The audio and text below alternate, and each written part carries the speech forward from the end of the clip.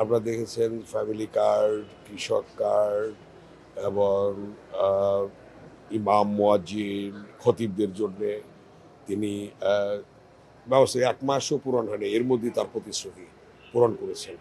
তা আমরা যেটা প্রত্যাশা করছি যে যেটা অনেক সময় লাগার কথা সেটাও কিন্তু আজকে তড়িৎ গতিতে হচ্ছে, এবং এই পার্লামেন্ট ইনশাল্লাহ জনগণকে এমন একটা পর্যায়ে নিয়ে যাবে, তাদের যে প্রত্যাশা তার চেয়েও বেশি পূরণ হবে বলে আমাদের বিশ্বাস। মাননীয় প্রধানমন্ত্রীর ঐকান্তিক প্রচেষ্টায় এবং জনগণের প্রত্যাশা পূরণের জন্য যেটাই হচ্ছে, যেটাই হবে